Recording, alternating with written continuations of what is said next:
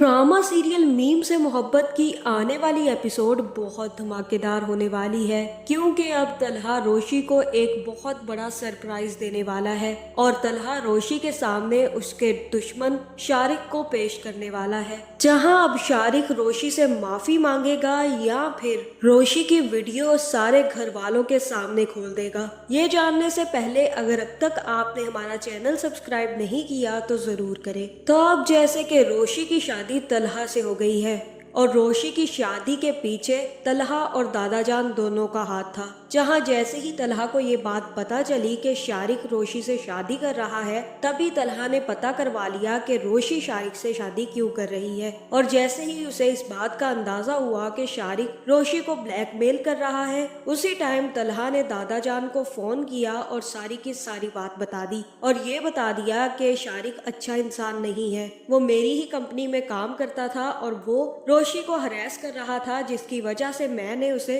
अपनी कंपनी से निकाल दिया था और अब वो रोशी को ब्लैकमेल करके ये शादी करवाना चाहता है। जहां ये बात जैसे ही दादाजान को पता चली तो दादाजान ने भी तलहा से यही कहा कि तलहा बेटा, रोशी तो तुमसे मोहब्बत करती है, वो बहुत ही ज्यादा टूट चुकी है, रोती रहती है हर वक्त और अब तो उसमें वो मासूमियत भी नहीं रही जो पहले हुआ करती थी, बहुत ज्यादा बदल गई है वो। मैं तो चाहता था कि रोशी तुमसे शादी कर ले, लेकिन तलहा दादाजान से कहेगा कि मुझे ये लगा था कि मैं रोशी पर मोहित की जिम्मेदारी डाल रहा हूँ। अगर रोशी मेरे घर में आएगी तो उसे एक बच्चे को संभालना पड़ेगा, इसी वजह से मैं ये शादी नहीं करना चाहता था। लेकिन अब मुझे यकीन हो गया है कि रोशी के अलावा मोहित को कोई नहीं संभाल सकता और वो असल में मोहित से मोहब्बत करती है। अगर मैं किसी और लड़की से शादी करूंगा तो वो कभी भी मोहित को वो प्यार और मोहब्बत नहीं दे पाएगी जो रोशी दे सकती है। इसलिए मैं ये शादी करने के लिए तैयार हूँ। आप कुछ ऐसा प्लान बनाएं कि शारिक से रोशी की शादी भी ना हो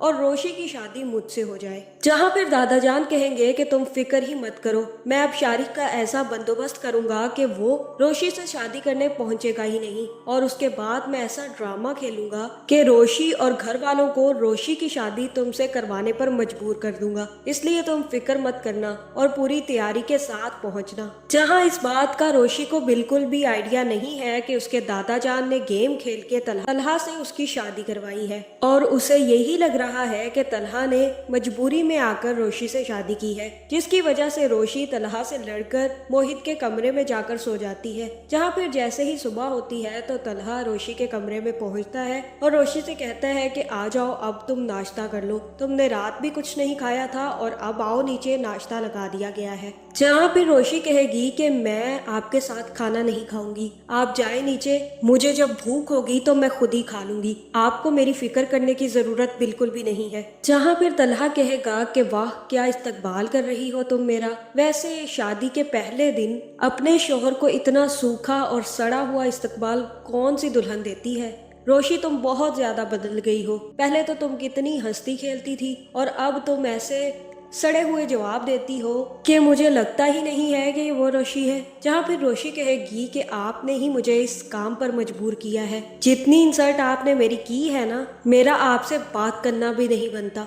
जहाँ फिर हो सकता है कि आबिद अंकल वहाँ पर पहुँच जाएं और तलहा और रोशी से कहें कि आज मैंने तुम लोगों का वलीमा प्लान किया है, इसलिए बेहतर यही है कि तुम लोग जाकर शॉपिंग कर लो और अपने लिए अच्छे से जोड़े लेकर आओ। जिसके बाद तलहा रोशी को लेकर शॉपिंग के लिए चला जाएगा, लेकिन रोशी तलहा से कहेगी कि आपको ये सब कुछ करने की कोई जरूरत नहीं है, मैं इस शादी को नहीं मानती और मुझे कोई शॉपिंग नहीं करनी। जहाँ फिर तलहा रोशी से कहेगा कि कितनी बार यही बात करोगी और मैं ये बात कितनी दफा कहूंगा कि हमारी शादी हो चुकी है, अब जो होना था हो चुका है, अब सब कुछ भुलाकर हमें अपनी जिंदगी में आगे बढ़ना चाहिए।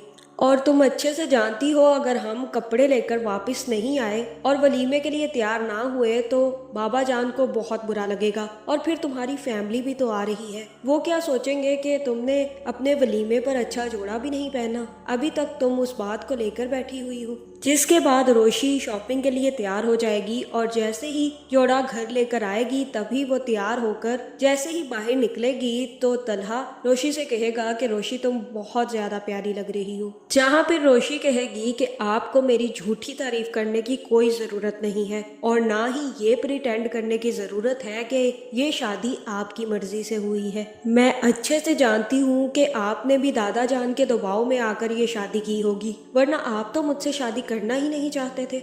जहाँ फिर तलहा कहेगा कि मैं क्यों प्रिटेंड करूंगा, रोशी मैं वाकई ही खुश हूँ। तुम्हें क्यों ऐसा लग रहा है कि मैं प्रिटेंड कर रहा हूँ? मेरी सबीका से तो शादी कब की टूट गई, उसने खुद ही दोबारा से एंगेजमेंट तोड़ दी। और जब वो मोहित के साथ वाकया हुआ तभी मुझे समझ आ गया था कि सबीका मोहित और मेरे लिए ठीक नहीं है। मेरे लिए और मोहित के लिए सिर्फ और सिर्फ तुम ठीक हो। मैं तुमसे इसलिए शादी नहीं करना चाहता था क्योंकि मुझे ये लगा था कि तुम मोहित को कभी हैंडल नहीं कर पाओगी, और मैं नहीं चाहता था कि तुम्हारी हंसती खेलती जिंदगी एक बच्चे को संभालने में जाया हो जाए। लेकिन अब मुझे पता चल गया कि बच्चे को संभालने के लिए अक्ल और शाऊर की जरूरत नहीं होती और ना ही मैच्योरिटी की, क्योंकि सबीका ने जितनी मैच्योरिटी दिखाई मुझे उससे अक्ल आ गई थी। इसलिए मैंने अपना फैसला बदल लिया। मुझे मोहब्बत तो तुमसे पहले भी थी और अब भी है, इसलिए ये बात अपने दिल से निकाल दो कि मैंने तुमसे जबरदस्ती शादी की है। जहाँ हो सकता है कि तलहा